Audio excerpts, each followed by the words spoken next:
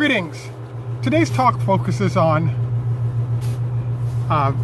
companies in trouble if they don't purchase the Tesla Semi, number one. Number two, we take a look at the Gigafactory 4 in Germany possibly.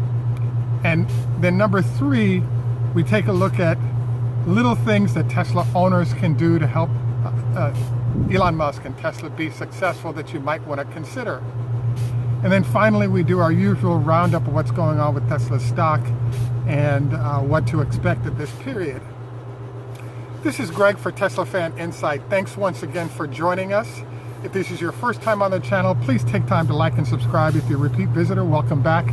Want a special shout out to thank all of you who are supporting us on Patreon.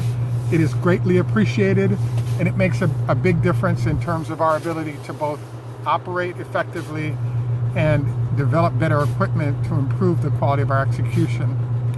So today's talk is kind of unusual in that, as you know, we're a truck-focused channel.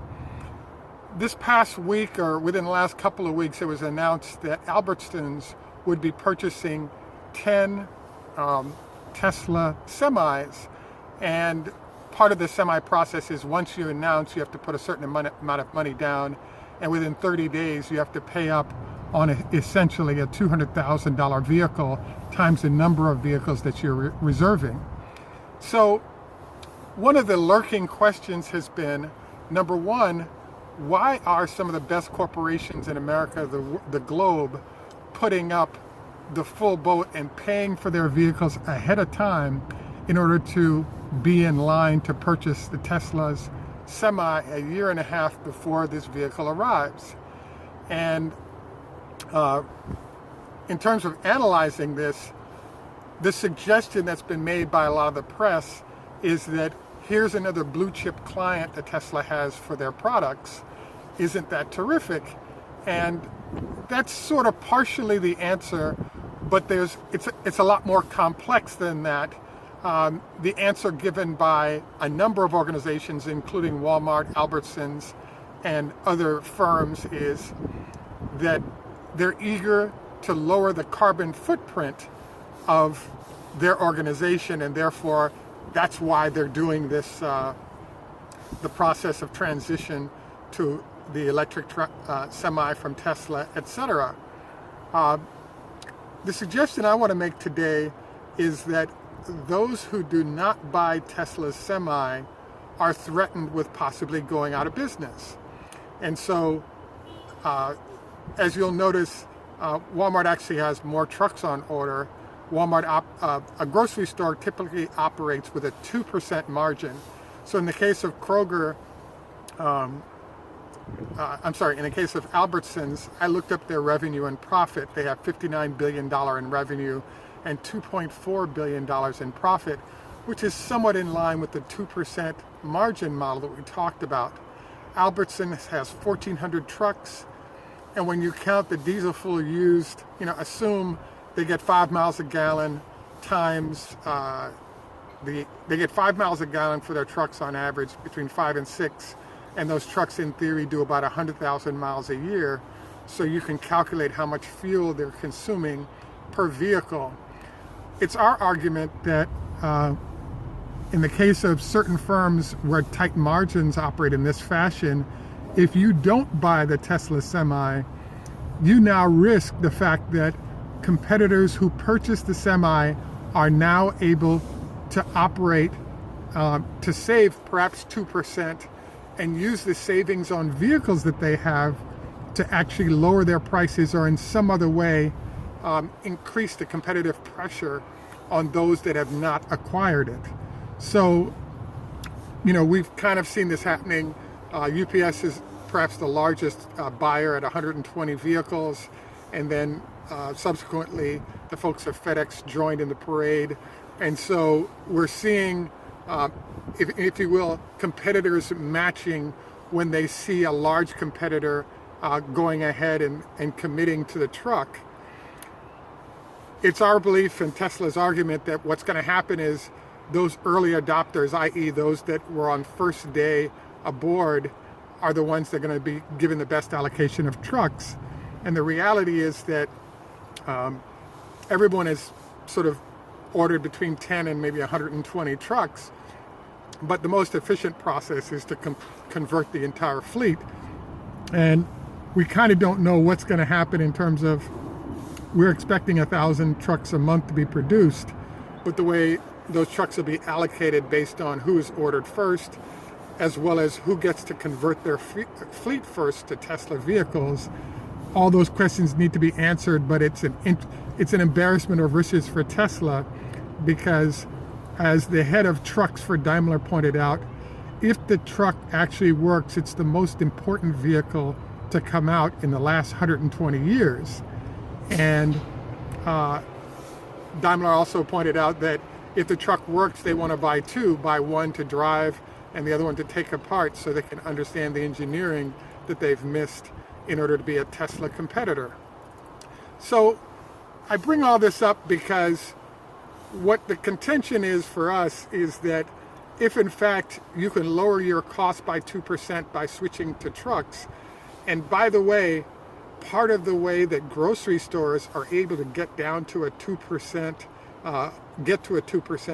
is that if they're using electricity to fuel the trucks, grocery stores, because 11% of the electricity in the United States is used in the refrigeration units of grocery stores, they're one of the largest buyers of electricity in the United States. So as they go to electric with their trucks, they can fold the electricity from those trucks into a very low cost profile that they already have. So there's a way in which heavy refrigeration users like grocery stores are now going to benefit greatly from the transition to electric in ways that other entities will not. So if you're going to expect to see more buyers, the next chain of buyers approaching will likely be other grocery store chains that are put at a severe competitive disadvantage. If places like Walmart and Albertsons with their Safeway brand, etc., make the transition to electric vehicles, it'll be a complete disaster, because they now are facing, if you will, the bullet of the competitive threat from those that have made the transition. So bottom line of this is that it's nice to hear when we have new orders coming in. As Elon Musk pointed out when the truck was first being introduced, is that the Semi is actually sold out for the first 2 or 3 years of production already, because the early adopters, once they get their initial trucks, are going, and they have the data that they're collecting on the trucks currently, have plans to fill out their fleets. So if Tesla is doing 1,000 trucks a month approximately to start, they really, if they were to do fleet transition with all the customers they're working with now, they could easily sell out their allocation of 1,000 to 2,000 trucks a month in 1 year flat. And so we're probably into year 2 of truck purchasing right now by entities that are further filling out their fleets. Fleet buyers tend to make transitions slowly because there's a certain life cycle that they bring the trucks off of over time. The other thing to note here is that the battle between Daimler and Tesla is really fascinating, because what starts to happen is if a fleet starts to make a conversion to a solution with Tesla, it kind of closes out competitors to enter the space, because they are now stuck in a position where an entity that's 50 or 100 trucks into a 1,400 truck fleet likely won't make the transition back to competitors like Daimler or other trucking entities entering the electric space, because they have to build an infrastructure of chargers, etc., and parts, and all those extras are going to make it hard for a Daimler, which controls 40% of the industry currently, or think of all the lines of Peterbilt, Cummins, etc., to sort of re-enter where they currently have a strong and deep relationship with those current customers. So, the comments I just shared with you really also focus the fact that fleets are willing to pay for the vehicles in advance. They're also not fickle. When it comes to cars and even pickups, etc., consumers hang on to those vehicles for maybe 3 to 5 years and then trade or sell them. Fleets make a commitment for 10 years long to get all their vehicles over, and they don't disappear quickly. Another good reason why Tesla really needs to prioritize trucks, so that those trucks can get on the road and lock up those customer relationships before competitors are able to respond efficiently. So there's still time for that, but the whole discussion of trucks is huge, important, etc. The second thing we're covering today is Gigafactory 4 in Europe and the possibility of it going to Germany.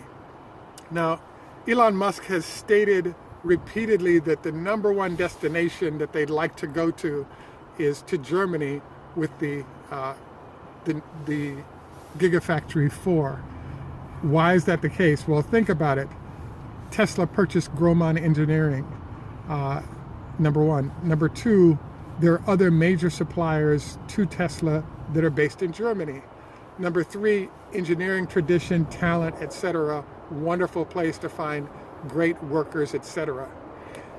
The nightmare, though, is everything that Tesla is doing is in conflict with the German car process of building. The first illustration of this is something called Grohmann engineering. As you'll recall, Elon Musk and Tesla purchased Grohmann engineering about 1.5 years ago.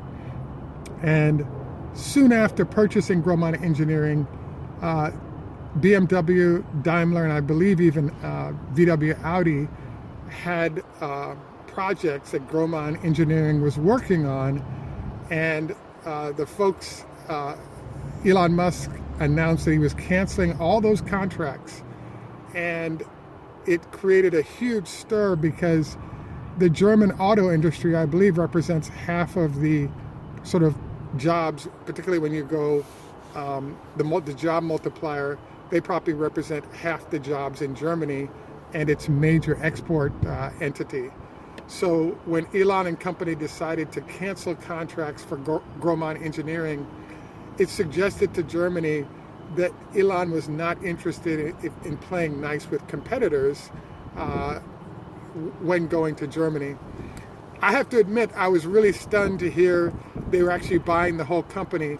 Grohmann specializes in factory automation, and I thought that Tesla had maybe one more factory to build out.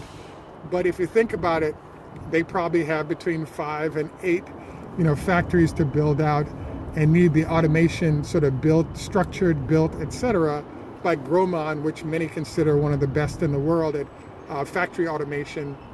And they're the ones, for example, that have been building the new lines at the Gigafactory and in Fremont that's aided in, Tesla's completing issues with the headaches that we've talked about with production. They've been a key player in helping the bottlenecks be worked out on the manufacturing side.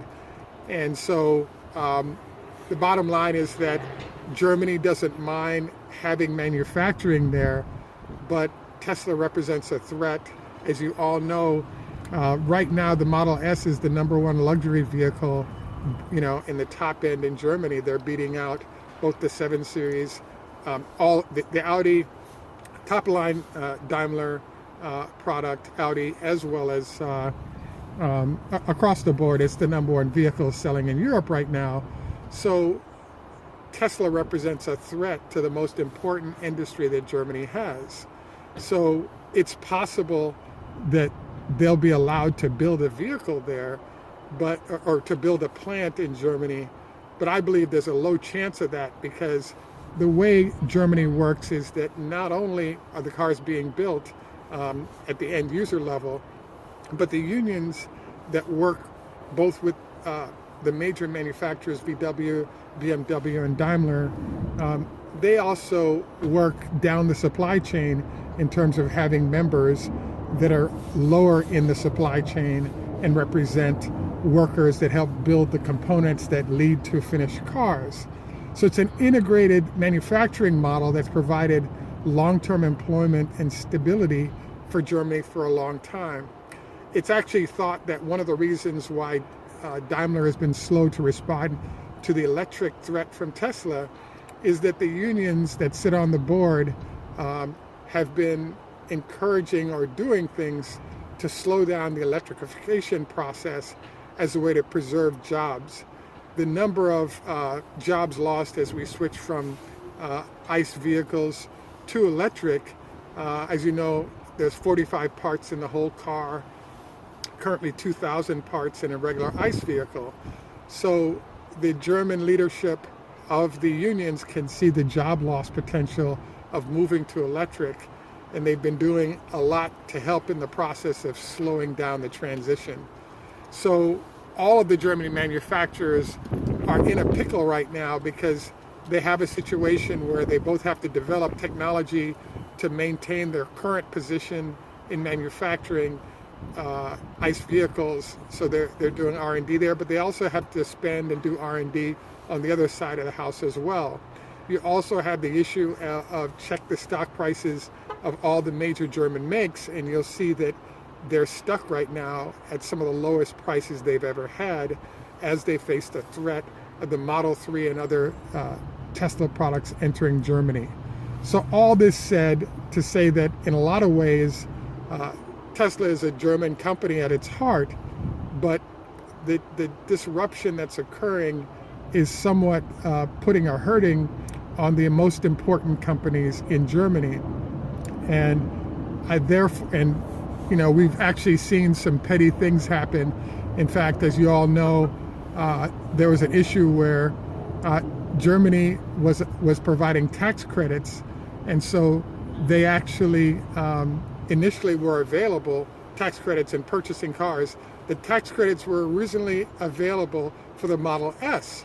So Germany, because they have the VW Golf and some other sort of lower priced EVs, Germany came up with a new law that said that there wouldn't be any tax credits for vehicles, let's say, over $60,000. That's not the actual number, but it's close to that. And so what the response was from Tesla was to simply remove features from the car, the Model S, so it could get under that threshold and then re-add the features after the consumers had purchased it, so those consumers could get the tax credit. And so this is one of the ways that there's a bit of fight going on when it comes to the German companies or the German government trying to preserve jobs related to the auto industry. So again, another sign I believe that Gigafactory 4 will not make it into Germany, or it will make it there over the dead body of Daimler and some other companies because of the hurting. And once we have Model 3s selling like crazy in Europe, I think that it will further hurt the relationship between Germany and Tesla and make it impossible for the cars to be built there, even though it would be a great location. The next thing I wanted to cover is small things that you can do to help in the Tesla dream. For those friends that are in Europe that are going to be getting your Model 3s, or China, as well as the United States, prepaying for your vehicle really helps Tesla in the process of battling their cash shortage. So things in that vein would be helpful. Also wanted to note to you that if you have repair work to do by bringing the vehicle to Tesla versus having service people come out to you, that actually saves them a lot of money because that drive time represents time on the road that mechanics can't be working on other vehicles. I hope that this is a sacred cow that Tesla will get rid of in the near future. They have not, and they're losing a lot of money and bleeding red ink in the process. We'd love to see them succeed, and this is one of the elements of sort of not so running well that's out there. The final thing we wanted to do is our usual Tesla stock review. As you know, the stock has been down in sympathy with the rest of the market.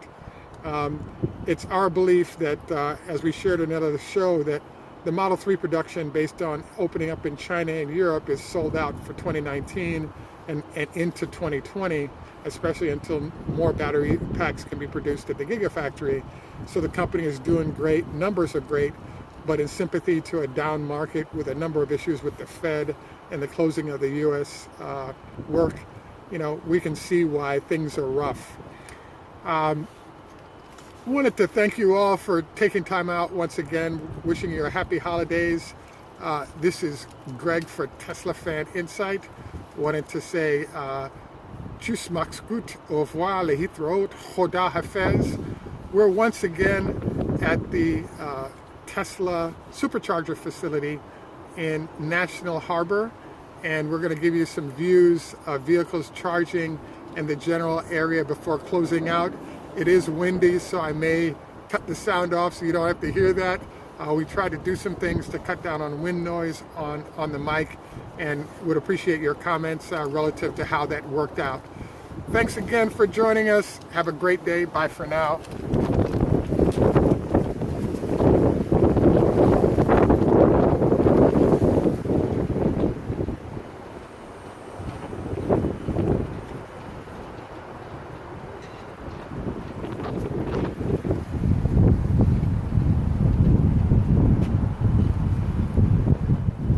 Enough respect, walk good, man.